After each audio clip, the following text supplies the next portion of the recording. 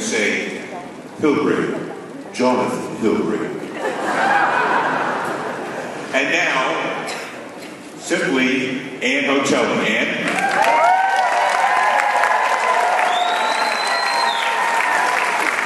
Obviously, guys, the stars are lined up. And now is the time for you to get out your chicken list. Your chicken list is those people that you have been afraid to call. Now is the time. How many of you have people that you've been afraid to call for one reason or another? They're too rich, they're too awesome, or whatever it is. Let me tell you about the person that mentioned my name to her sponsor. You know how I got in the business? How many of you know? Oh, you're in for a treat. It was the lady who had an affair with my ex-husband. I would not exactly call it a warm market. But it worked. So my message to you is, if someone has had an affair on you, or if you have had an affair, go get them. You can do this. Do not be afraid to call anyone for any reason.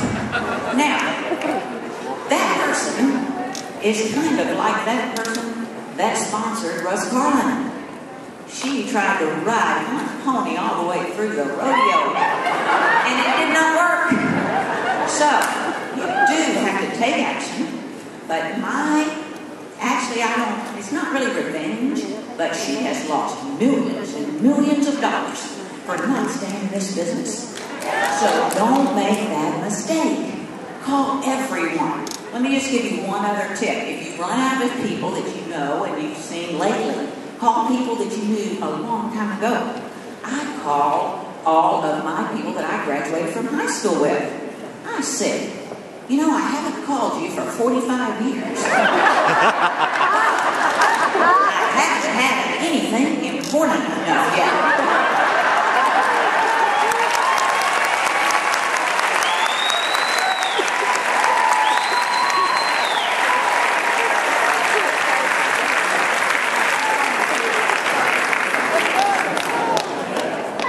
And now, you saw his wife Paula earlier, 5 million plus earner, she believed for 15 years, former executive in the airline world, and was just several Monday morning calls, service calls with Gary.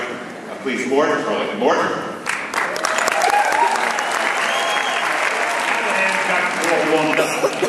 Let me ask you, you know that the only thing that stands between you and whatever success you want for yourself is right here between your ears. Right? Let me tell you a little story. It's a story about a guy named Roland Hussey. Roland lived in Nantucket, Massachusetts. It's a fishing village. And he worked on a fishing boat named the Emily Morgan with his dad, who had worked on the same fishing boat with his dad and his dad and his dad. Because this was a family that earned their living from the sea. And that's what they did, and that's what we're always going to do. And Roland even had a little red star on the back of his hand, because that's what they did. Well, one day Roland decided that he didn't want to be a fisherman anymore. And he wanted to open up a dry goods store. And he opened up a dry goods store in Haverhill, Massachusetts. And he was very excited about it. The store failed. He opened up a second store. The store failed. He opened up a third store in Haverhill. The store failed. And the fourth store failed. But he learned a little bit. And then he moved south to New York. And he opened up a dry goods store on 6th Avenue and 13th Street, a little bit out of the way. And it was called Roland Hussey Dry Goods. And the first day he was there, the first day's proceeds were $11.08. Not too good, the store failed. What does he do now? He now moves the store to Broadway and 18th Street. And all of a sudden, the store is magic. He finally made it after all these failures. And he became very innovative in the dry goods business. Now let me tell you, I forgot to tell you one thing. That was not his full name. His real full name was Roland Hussey Mason. R.H. Mason.